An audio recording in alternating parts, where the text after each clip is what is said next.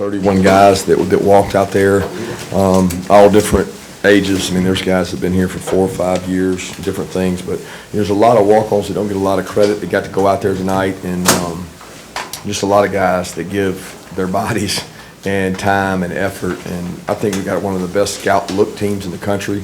And I bet of those 31 guys, I bet 16 or 17 of those guys practice every day for 4 and 5 years, knowing they will never play a snap. I don't think you realize how deep that is, to know I'm never going to step foot on that field, but I'm going to serve a team and do a great job. So I think this senior class is, what did you say, Claude, 47? 37, what is it? 47. 47 wins, is that correct? And last year's was 49, so they have an opportunity to do something special, and they've been special to me, and I probably got a little emotional tonight when I saw some of those guys running on the field during that time. I think it's a really hard night when you say bye and then you got to go out and compete and play against people. But a lot of respect for our seniors, a lot of respect for our fan base, and to turn out and be electric and make a difference in the game.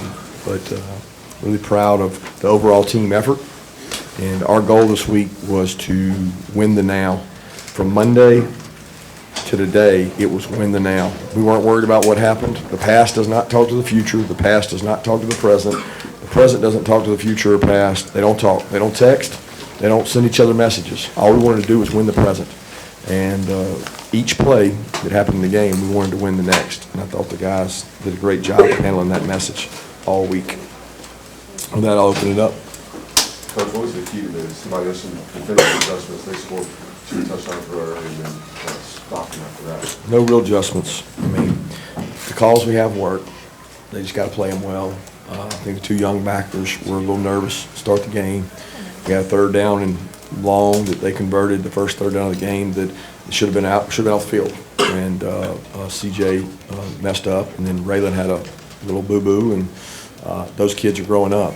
And I'm really proud of the way they handle things. And, you know, when things don't go well early, sometimes you don't respond well. But like I said, we're going to win the now. The next play don't know that he didn't make the last play. And those 2 guys did a great job handling that in a tough environment. It's a really tough offense. Did you get anything more out of Brock than you expected to tonight? I didn't have an expectation.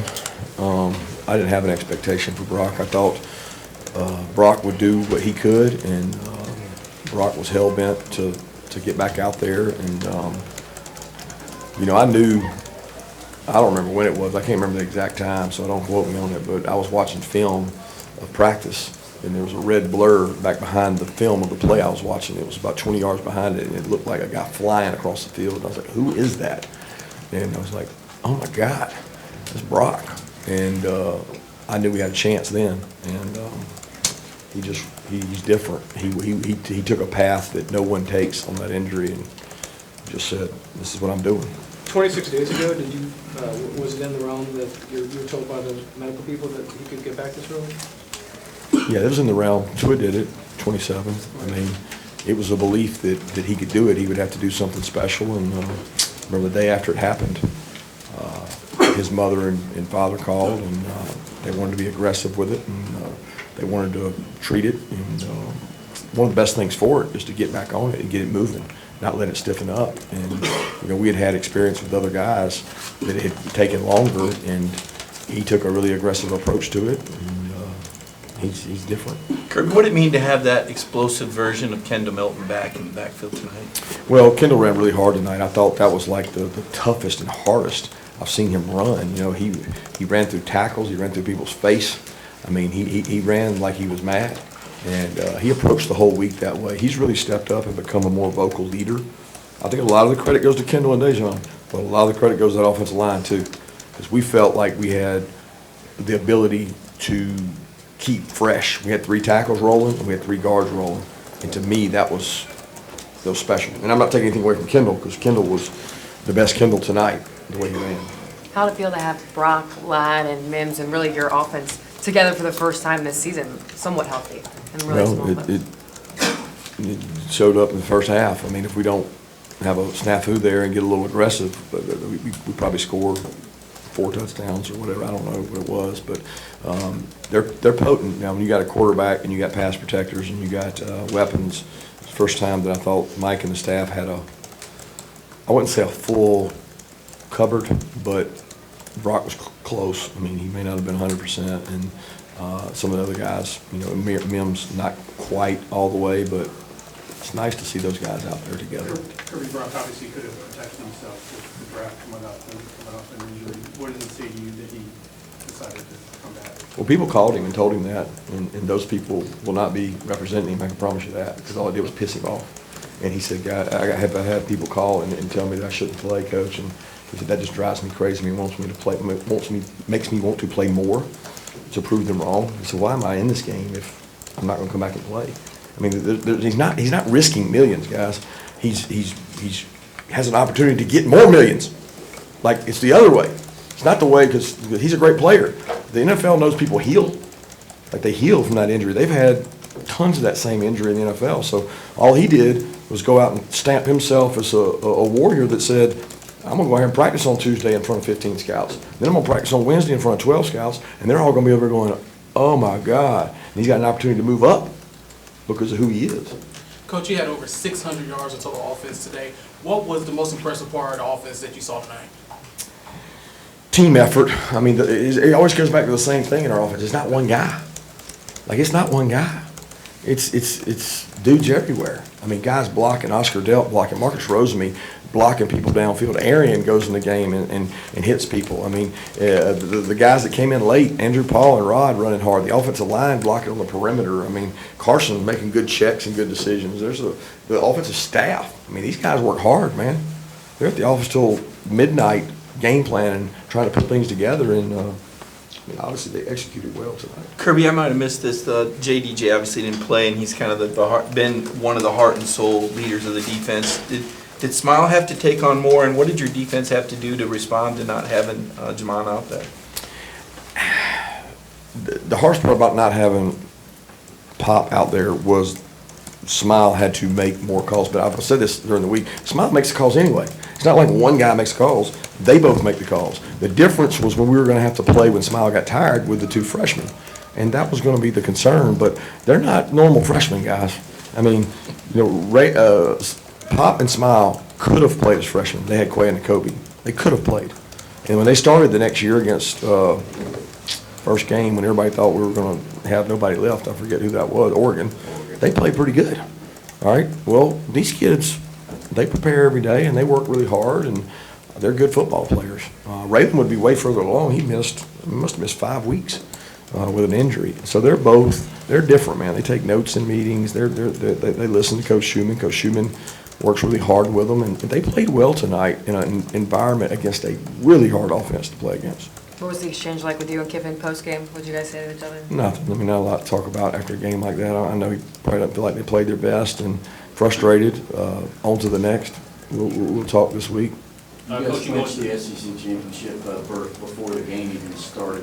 What does that mean logistically? I know you won't be thinking about that yet, but I guess support staff can start looking at Alabama and stuff like that? No. Support staff will be looking at Tennessee and Georgia State. I mean, we got to break down the games we got. So there's nothing different logistically. I mean, tomorrow morning we'll wake up and we'll go to work on Tennessee. What does it mean to you to go to 3 straight SEC title games? It's the expectation, man. I mean, that's what we expect to do. How'd you describe the senior class? Of your team, like your defense, how impressed were you with how they bounced back after Ole Miss? Well, we've had a lot of practice at it. Like, y'all give me the stats. We're going to give one up the first drive. I mean, it didn't shock me at all. I've practiced my patience. Coach, how big would the defense is bringing out to start the third quarter after the offense was going to bring out? Look like Ole Miss matter. Hell, we went 3 and out, and then they got a fake punt. I think that was the sequence. And so I was like, here we go. Better strap it on. And then we went maybe 3 and out again. I don't know. We stopped them after that. So, I mean, it was good because I want to jumpstart things in the second half. You want to be a great second half team starting, and we didn't start real well last week on defense against Missouri. We had a little field goal, but we were better this week. We didn't start real well on offense this week, so we got to continue to do that. And we wanted to dominate the middle 8. And we took that opportunity away with being aggressive. McCarson threw a good ball, just tipped it to him. Coach, you just talked about jumpstarting the defense. How did the Nazir Stackhouse sack as well as the Javon Bullard interception do that for this defense? Yeah, huge momentum plays. I even forgot those happened. I mean, I didn't even realize that Nas got one. Great play by Bull. He worked all week on that. You know, he had a correction from the week before where he busted against Missouri and really ticked us off. He didn't do his job, and he did his job on that play, and he got rewarded for it. This senior class, the 2020 guys in particular, just went through their college career without losing a home game. What's that say about this group and also the atmosphere that has been built here at the University with home games? Incredible university. You know, I think President Morgan just told me we're one of the only SEC schools to have a Rhodes Scholar this year. I mean, we're winning in academics. We're winning in football. We're winning in soccer. We're winning in a lot of sports. Josh Brooks and his staff do an incredible job. I'm fortunate to be part of an unbelievable organization in a great state where football is important. High school state playoffs are going on right now. There's tons of good players all over our state, and you know, people care about football in the state. So these seniors, they've done it the hard way. You know, they've done it the hard way. They've earned it and got a lot of respect, man. You don't realize what they sacrifice with the way we practice. Kirby, that's 27 straight wins. You passed Nick Saban. You're one away from matching Paul Bear Bryant, Gene Stallings. When you hear your name, your team, your program mentioned in the same breath with those legends, what does that mean? Rare air. I mean, those guys are guys I grew up watching as a little kid, you know, growing up in Alabama with my dad being a high school coach. And, you know, a lot of the credit goes to the people that have come to this university and played, the players who've made those sacrifices, the players who helped win those games. I mean, I'm in the locker room today, and I was looking at Nolan Smith, Jordan Davis, Miko, Malik Herring. I mean, Brian Harris. I mean, it's just all these guys that made sacrifices to do this and make it special. And I've had incredible coaching staffs. So great coaches make head coaches look smart. Do those guys' presence, do you think that makes a difference when those guys come back for a game like this? Could you feel it? Oh, yeah. No doubt it makes a presence. It makes more confidence. I mean, I'm looking over there at guys, and they're looking over there at those guys, and I'm teared up coming off the field, and Jordan's like, I'm crying too, Coach. Those are my babies. Those are my babies. He helped raise a lot of those guys. So it's emotional. So many sacrifices are made to make this program what it is, and, you know, our fans have been really good to us and helped us at home. A couple of injuries on defense, Julian Humphrey, and it looked like Warren Branson came out and go back in and get there on the I think Warren had a calf strain. He's been battling with that. He felt like he'll be okay and fine. I didn't notice it was being really bad, but he did not go back in.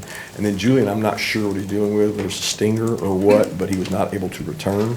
I certainly hope we get him back, but I don't know right now. Coach, on a guy like Peyton Woodring, you know, continuing to be perfect from extra points and made and made a good field goal as well today. I mean, from a rougher start to just now where he's been, I mean, flawless again from extra points. I mean, how great is it to see a freshman give you work like that? Hey, that's what he's supposed to do. You know what I mean? Like let's say what it is. He's supposed to make his extra points. All right, he's supposed to make his field goals within a certain distance, and to do that as a freshman, I think is special. I think that he works at his craft. We've talked about him before. He pitched. I think people that go on that mound to pitch, they're used to pressure. Was it cool to see Stetson? How much have you been able to keep up with? I didn't get to see Stetson. I mean, I looked on the video board and saw him. I saw Coach Rick. What a great honor. And I was like, golly, man, we can't mess this game up with all these dudes here. I mean, it was a tight ball game, and I'm looking up there like going through all my whole past of working for Coach Rick, honoring Coach Rick, College Football Hall of Fame, his wife, what they've meant to this community, what they meant to me. Gave me a job when I didn't have one, and just incredible people, just unbelievable people. And then see Stetson, you know, and I've seen Stetson a couple times around, but I hadn't really got to spend time with him. It's just so consumed. Take two more questions. Was that red blur this week, last week? You know what? I'd like to say I cannot remember. I literally cannot remember. I think it might have been last week because he was flying, but he didn't have brakes. Like he ran up on the wall by Stegman over there on that side, and I was like, he couldn't stop. But he was flying. I had to stop it and go, who is that? And I literally thought like he should be playing.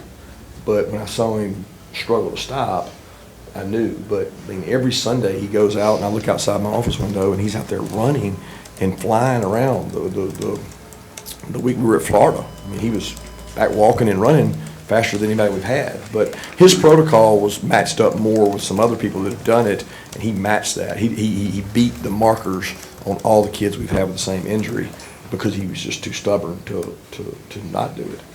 And he did a great job. How valuable was the drive for Brock Vandegrift late to get those guys in there? How important was that? Awesome. Any confidence those guys get, it's huge for them. So thank you, guys.